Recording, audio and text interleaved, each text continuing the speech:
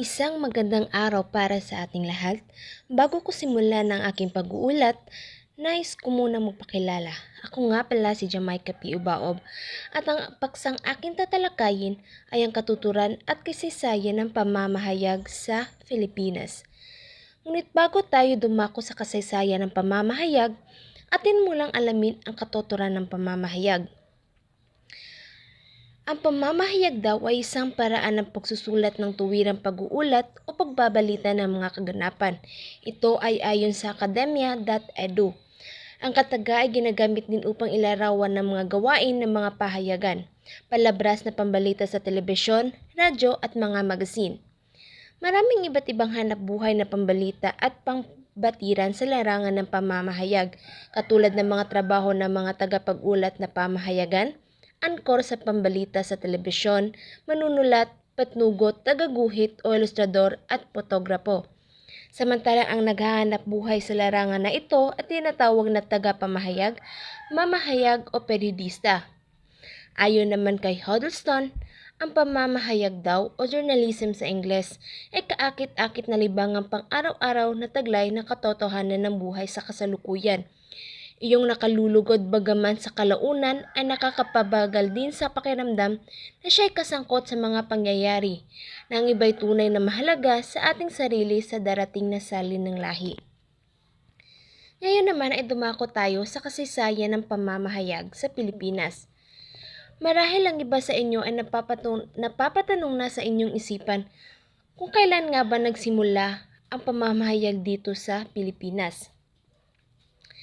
Narito ang kasaysayan ng pamamahayag. Una, nagsimula ang pamamahayag sa Pilipinas sa paglathala ni Thomas Pilimpin, isang Pilipinong manlilibag ng Successos Felicis, isang polyeto o newsletter sa Manila. Natutuhan ni Pinpin ang sining ng paglilimbag buhat sa mga praile at mga insect, ngunit di niya nailagay kung kailan ang tiyak na petsa ng unang pagkakalimbag nito at kung gaano kalimit ang paglabas niyon. Inilathala niya sa Kastila ang pangunahing mga kwento ukol sa tagumpay ng La Naval laban sa mga Dutch sa Timate. Nagtagal ito hanggang 18 siyam. Sumunod, isang huhas volantes of flying sheets, ang aviso al publico o notices to the public na lumitaw noong Pebrero 27, 1779. Sinasabing ang sukat nito ay gaya ng isang malaking kwaderno. Ito ay tungkol sa kampanya laban sa mga Muslim at pagkabihag ng mga pirata sa Sulu ng mga hukbong Kastila sa pangunguna ni Jose Gomez.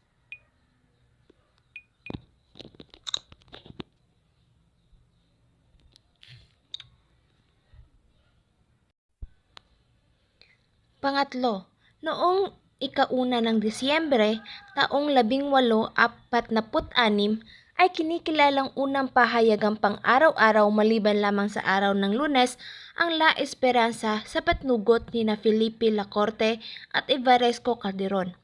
Malaking bahagi nito ay mga talakayang pampilosopiya, panrelihiyon at pangkasaysayan. Tumagal ito ng 3 taon at nagbukas upang maging pang-araw-araw na pahayagan. Sumunod, ang kauna-unahang pahayagan sa Pilipinas na lumabas ng palagian sa patnugot ni Gobernador General Manuel Fernandez de Folgueros noong ika-8 ng Agosto taong 1811. Siya ang naging patnugot at naglathala dito ng mga gawain ng Spanish Cortes pati digmaan ng Espanya at Pransya. Dahil sa higpit ng sensora ng mga Kastila hinggil sa mga lathalaing nakasisira sa kanila. Ang pahayagang ito ay umira lamang sa maikling panahon at pagkatapos ng 15 labas ay kusa nang namatay. Ika-5. Unang nailathala noong ika-1 ng Marso taong 1859 at naglabas ng 2 beses ng issue buwan-buwan. Ito'y tumagal lamang hanggang Disyembre 15, taong 1860. Mula sa dating Bulletin de Official ay muling nirebisa ang mga nilalaman ng pahayag ito at pinangalan ng Gaceta de Manila. Ika-6.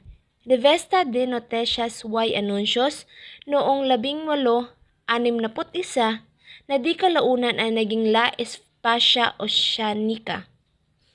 Pahayagang Kastila na minsan nasasamahan ng mga artikulong Tagalog upang magbigay edukasyon sa mambabasa. Ang pahayagang ito ay nakipagsapalaran ng 12 taon mula taon 1865 hanggang 1877. Ika-7. Isang pahayagang panghapon na muling binuo ni Joaquin de Loizaga at Francisco Diaz Puertas gamit ang kaparehong pangalan, El Comercio. Nang pahayagang unang lumabas noong taong 1858, kasabay man ng Diario de Manila at El Porvenir, ang El Comercio ang may pinakamatatag at epesyenteng naglathala ng pahayagan sa buong kalupaan sa loob ng 56 na taon, mula taong 1858 hanggang 1925, nang may parehong pangalan.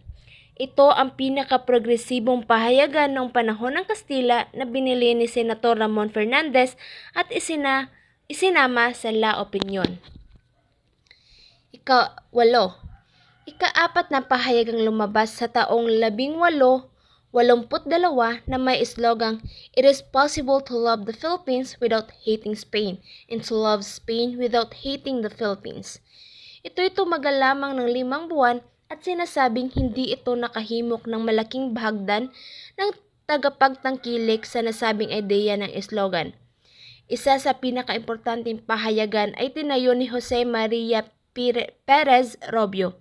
Ito ay nakadesenyo para sa sirkulasyon ng mga abogado at matnubay para sa mga hustisya at kapayapaan. Ika-9. Ipinasara ito ng Gobernador General noong 1888 dahil umano sa kawalan ng lisensya sa pamahalaan matapos ang ilang taong pakikipaglaban sa korte ay muli itong binuksan noong 1893 sa pangalang, ngunit di naglaon ay nagsara dahil sa pagkamatay ng nagtayo ng pahayagan. Ika-10. Unang pamprobinsyang pahayagan na inilathala sa labas ng Manila ngunit nahinto rin sa parehong taon. Itinayo noong ika-1 ng Marso taong 1884 ni Pedro Groizard na may panulat kamay na Lara. Dahil sa mga eksposisyon at negatibong laman lagi ng pahayagan, ito'y nagdulot ng kaguluhan at may 20 linggo bago tuluyang isinara. Itinayo sa Iloilo ni Diego Jimenez, isang agresibong manunulat ng pahayagang ito na nagsisiwalat ng iba't ibang katiwalian na naging dahilan upang magkaroon siya ng maraming kaaway. Noong taong 1886 ay tinayo rin niya ang El Eco de Panay na nagpatuloy hanggang sa masakop tayo ng mga Amerikano noong taong 1899. Ika-11. Mga agresibong pahayagan na nagsulputan mula taong 1885 hanggang 1886. Katolikong pahayagang itinayo noong Oktubre taong 1886. Ito ang panahon ng sinasabing pagbabago mula sa impluwensya ng pamumuno ni Gobernador General Eulogio Despojol na naging liberal sa pamamahala. Ika-12. Noong ika-4 ng Hulyo bilang pagkontra sa mga pahayag ng La Opinion sa patnugot ni Agustin Alfonso Museras. Nang magretiro si Museras, kalaunan ay pinamunuan ito ni Jose de la Rosa.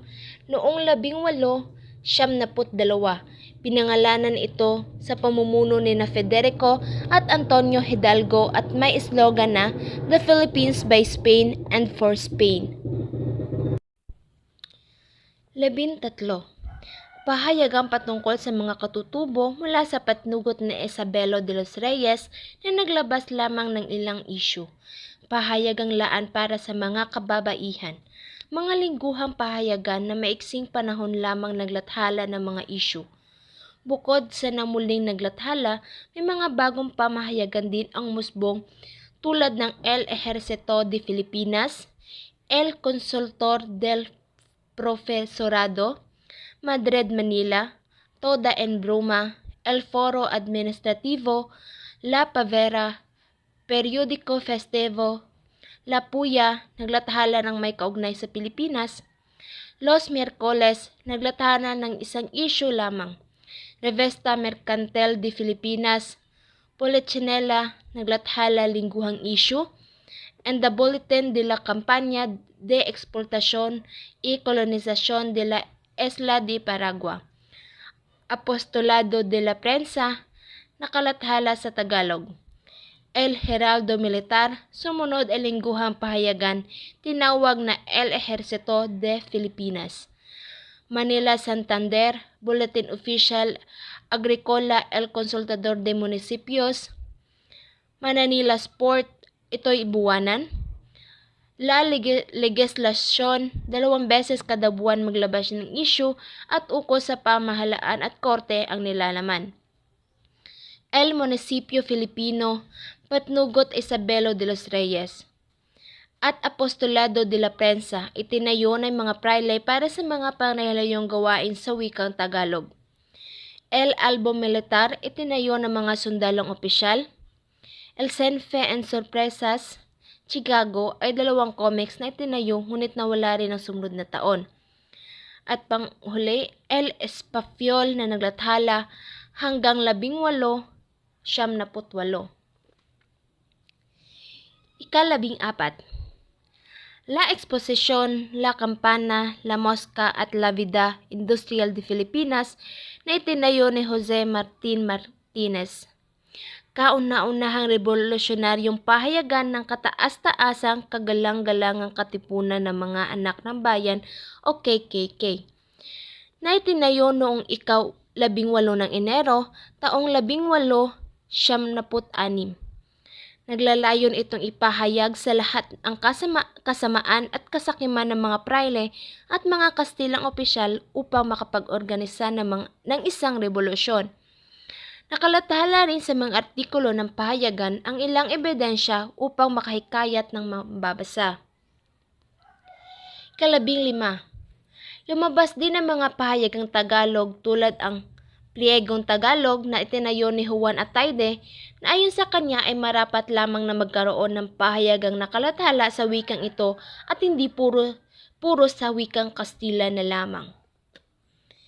Ika-16. Ang La Independencia ay tinayo ni General Antonio Luna sa tulong ng kanyang kapatid na si Joaquin noong 3 ng Setyembre taong 1878. Isa ito sa pinakaimportanteng pahayagan sa panahon ng Rebolusyon. Ika-17. Iba pang mahalagang pahayagan sa taong ito ay ang La Libertad na itinayo noong 20 ng Hunyo sa patnugot ni Clemente Jose Zulueta. The newspaper La Republica Filipina na itinayo sa Mandaluyong, Rizal noong 15 ng Setyembre sa patnugot ni Pedro A. Paterno. At di kalaunan ng opisyal na pahayagan ng pamahalaan noong 1901 nang sumulat si General Douglas MacArthur bilang sekretaryo ng digmaan ng panahong ito. Ika-29 ng Setyembre taong 1878 na inilathala sa Malolos, Bulacan sa unang pagkakataon ang El Heraldo de la Revolución Filipina. Ito ay naging opisyal sa publikasyong pahayagan sa panahong may revolusyon sina General Emilio Aguinaldo. Ika-29 ng Disyembre taong 1878, inilathala sa Haro Iloilo na naglalayong ipaglaban ang mga karapatan ng Pilipino. Ika-18. Ika-24 ng Marso taong 1879, ang Columnas Volantes ay nilathala sa Lipa, Batangas. Ito ay naglalaman ng mga artikulo ukol sa politika at mga sandatahang likas. Ito ay binuo ng mga profesional na nabibilang sa samahang Club Demokratiko Independente. Ikalabing-siyam, noong Nobyembre 18, taong 1879, ang mga pahayagang Filipinas Ante-Europa at El Defensor de Filipinas ay nilathala sa Barcelona, Espanya sa patnugot ni Isabelo de los Reyes. Inilathala rin ang kauna-unahang pahayag ng Amerikano na inihahayag ang pagkapanalo ni General Dewey at pagsugpos niya sa pwersang Amerikano sa Manila Bay. Ika-20, noong taong 19 ay nilathala ang El Grito del Pueblo o ang Sigaw Tinig ng Bayan na itinatag ni Pascual Pobleto at ang El Renacimiento o Muling Pagsilang na itinatag naman ni Rafael Palma.